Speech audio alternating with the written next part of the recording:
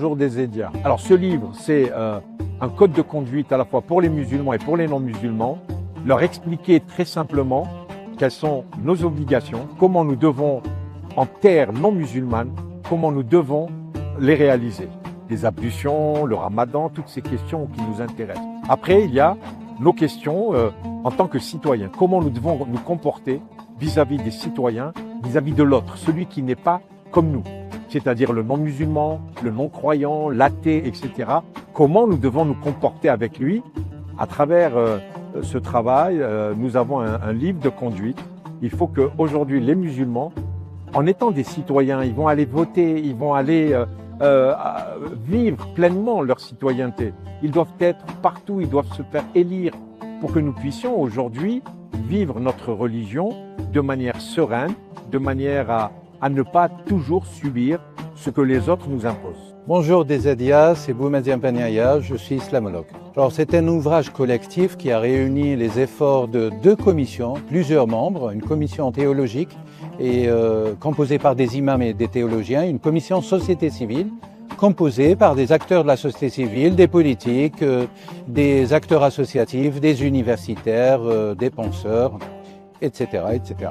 Alors, ces deux commissions ont travaillé pratiquement sur une période de 3 ans sur les points de friction concernant la pratique musulmane en France, mais qui se répand également en Europe. Il y a eu 3 phases, si vous voulez, pour avoir le produit, cette première pierre, qui est musulman en Occident. Il y a eu la phase des auditions, donc de grandes personnalités ont été auditionnées durant ces 3 ans, parmi lesquelles, Monsieur le recteur l'avait rappelé dans sa conférence de presse, les 2 anciens présidents de la République. Et le deuxième travail, c'était la deuxième part de cette édition, à savoir un glossaire. Le glossaire consiste, grosso modo, en 200 entrées sur les points de friction. Alors ça peut partir du voile, mariage mixte, euthanasie, etc., etc.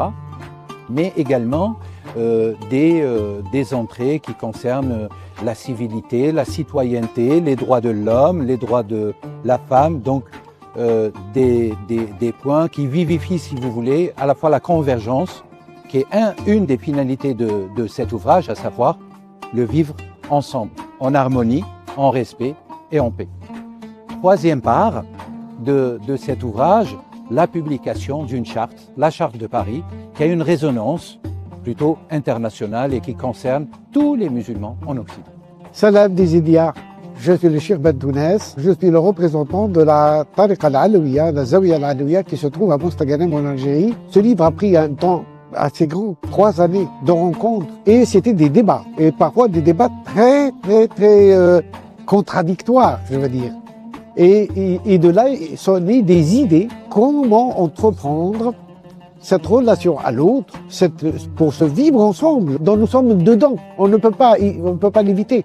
Mais comment faire que ce vivre ensemble soit un vivre ensemble en paix et non un vivre ensemble en conflit? Donc ces livres viennent apporter des références, des éléments qui permettent aux musulmans aujourd'hui de mieux vivre entre eux et de mieux vivre aussi avec la société pour laquelle ils vivent.